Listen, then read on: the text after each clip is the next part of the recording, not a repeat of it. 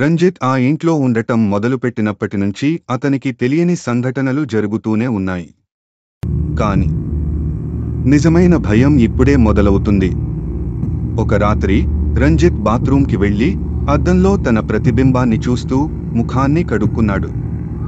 అతను తలెత్తి చూసేసరికి అతని ప్రతిబింబం కదలడం ఆపేసింది. కానీ రంజిత్ కదులుతున్నాడు. ఆ అద్దంలో మరొక చిన్నారి ప్రతిబింబం కూడా ఉంది. రంజిత్, ఇప్పుడు నువ్వు నా స్థానంలోకి రావాలి అని ఆ నీడ పిల్లాడు చెప్పాడు. రంజిత్ చాలా భయపడిపోయాడు. తల్లిదండ్రుల రూంలోకి వెళ్లాలనుకున్నాడు. కాని మంచం మీద నుంచి దిగబోతున్నప్పుడే ఒక చల్లని చేయి అతని కాలు పట్టుకుంది.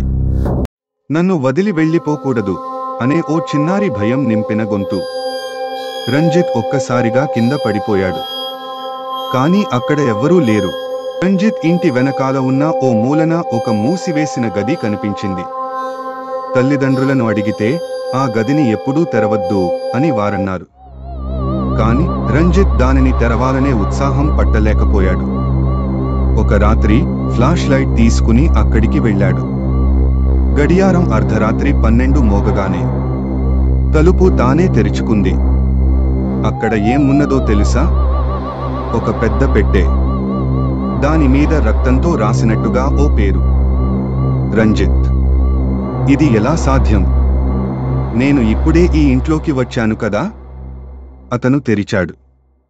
అందులో ఒక పాత దుస్తుల గోచి మరియు ఓ చిన్న కపాలి స్కల్.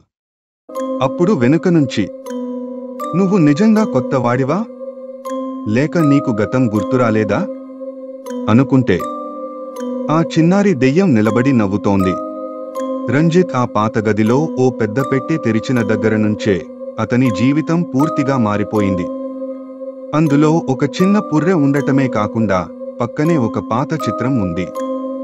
చిత్రాన్ని తీయగానే, ఇది నేను చిన్నప్పుడు దిగిన ఫోటోలా ఉంది.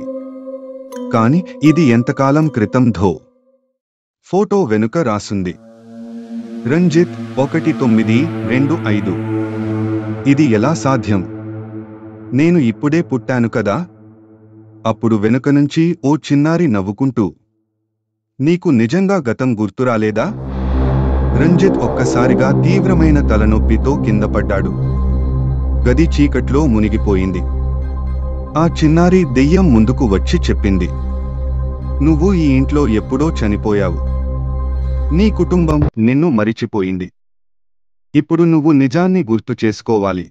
రంజిత్ గుండె బరువెక్కిపోతోంది. అతను అద్దంలో చూసుకున్నాడు. అతని ముఖం మారిపోతోంది. చర్మం తెల్లగా, కళ్ళు నల్లగా, ఒక దెయ్యంలా మారిపోతున్నాడు. కాని ఇంట్లోని దెయ్యం ఇంకా నవ్వుతూనే ఉంది. నీ కుటుంబం వాళ్ళు ఎప్పుడో మరణించారు. కాని నువ్వు మాత్రం సజీవం కావు. రంజిత్ అసలు నిజాన్ని అర్థం చేసుకున్నాడు. అతని తల్లిదండ్రులు ఎప్పుడో పోయారు. ఈ కొత్త కుటుంబం ఇక్కడ శాశ్వతంగా ఉండదు. కాని రంజిత్ మాత్రం ఇక్కడే ఉంటాడు.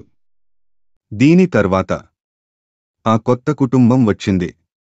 ఓ చిన్నారి మంచం మీద పడుకుంది. అర్ధరాత్రి తలెత్తి చూసేసరికి రంజిత్ పక్కనే నిలబడి నవ్వుతున్నాడు. నీకు నిజమైన భయం ఏంటో చూపిస్తాను.